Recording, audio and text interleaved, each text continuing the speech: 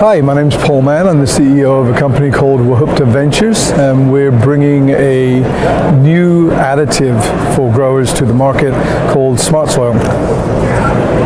It got started with the idea that sooner or later we're going to have to do something about the degradation of oil through fertilization, over-fertilization.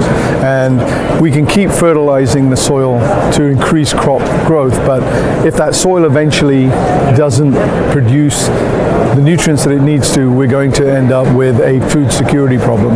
And most of the governments of the world have identified that 30% of the land, arable land on the planet, is ungrowable. So unless we do something about that, we're going to have a serious problem in being able to grow enough food to feed everybody. In the beginning, you had something that fed the soil. So when the way that I guess it goes is when the planet first came to being, there were two single cell organisms out there. And predominantly they're algae. There's saltwater algae, there's freshwater algae. The saltwater algae basically grows in the ocean, and as it grows, it has a waste product. Like every living organism that grows has a waste product. That waste product are what we call metabolites.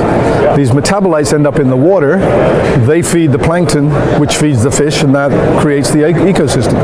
On land, the freshwater algae has the same process, but its metabolites leach out into the soil. And what those metabolites do is they start signaling to the microbes in the soil to talk to the plants that allow the process of photosynthesis, etc., to identify and create its own food, its own nitrogen. So that process is what we've harnessed in SmartSoil and found a way to commercially produce this and be able to supply this on a global level. We basically have taken this liquid, so it's a metabolite-rich liquid. It's a metabolite-rich liquid, which once it's applied to the soil, if you think of the microbes in the soil as the probiotic for plants, the metabolites are the prebiotic for the probiotic. So it basically supercharges the soil environment for that plant.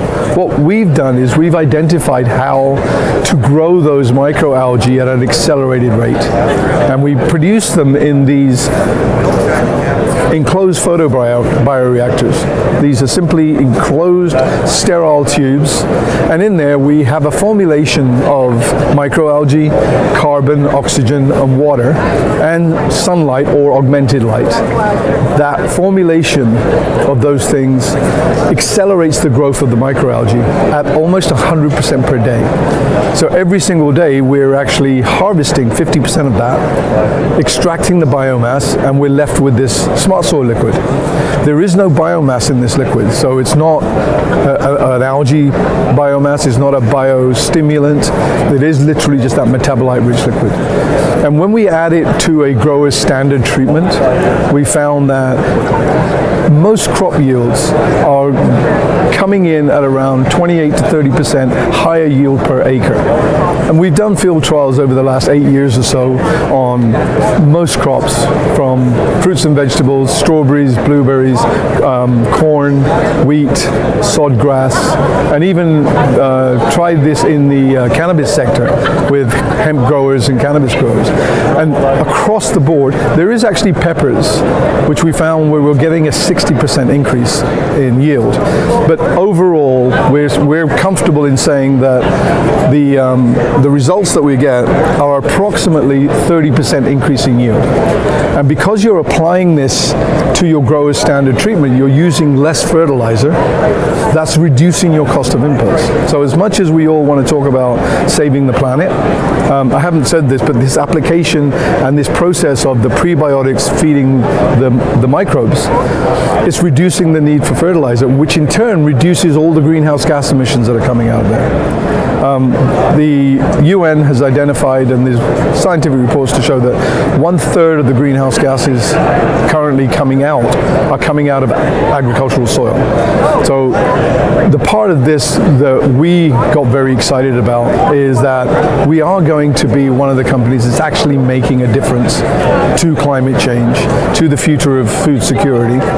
But it is a disruption. We're going to be disrupting the way you do things, because everybody is saying fertilize the land to get more out of your crops. We're saying stop fertilizing so much, because it's that over-fertilizing that is causing the environmental impact. So we're basically reducing your cost of input, we're increasing your yield, and we're trying to save the planet 1 acre at a time, as I say. We can produce in these smaller locations about 60,000 litres of product a day. That applied to the soil, you're using 1 gallon per acre, and the average commercial cost to a grower is around $80 a gallon. Synthetic fertilizer today goes from somewhere between $120 to $150 an acre. So by reducing that cost of input, and the other big challenge here is a lot of people have to change their farming practices.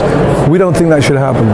This mixes with your general grower standard treatment, so you don't have to change it. You can pour it in furrow at full strength, at 1 gallon per acre, or you can foliar spray, and we suggest diluting that in your regular treatment 1 to 4. So then you're effectively getting a liter per acre coverage. And the aspect of using it as a foliar spray is that these metabolites, when they're on the plant, help that plant to accelerate its photosynthesis process. So it actually supercharges the plant's ability to find the nitrogen and create that nitrogen within the soil. We understand that there's been a real shift towards alternatives to chemical fertilizer. So we've had biostimulants, we've had these organic soil amendments, and we've had multiple different products coming to the markets which have had varying degrees of success. Our challenge now is to persuade you, the grower, or you, the distributor, that this is actually going to work, because you've tried things that don't necessarily work. The science behind this has been researched at a university level. Virginia Tech did all of the background research. And metabolite processing, there are scientific papers everywhere regarding how that works. And so it's a proven technology and process. But we had to, like everybody says, I need to try it myself. So we've had to go through, over the last 8 years or so, field trial processes around the world. We just recently completed a strawberry growing field trial test in Kenya, Africa, and as a result are now certified as an organic by CAFIS, organic input in Kenya, South Africa, Uganda, Zimbabwe. We have now explored the opportunity to take this to a global footprint, so therefore we had to have these field trials in different countries, different environments, different soils. And if you go to our site, which is ssoil.org, under the product section there are a number of field trial results there, and you'll see that the crop varies, the yield differences vary per crop, and the trials are over elongated periods of time, some are over shorter growing cycles. But every single one of them has shown that there is a definite increase in yield of the final product. There is a definite increase in the strength of the root structure, and even simple things like sod grass.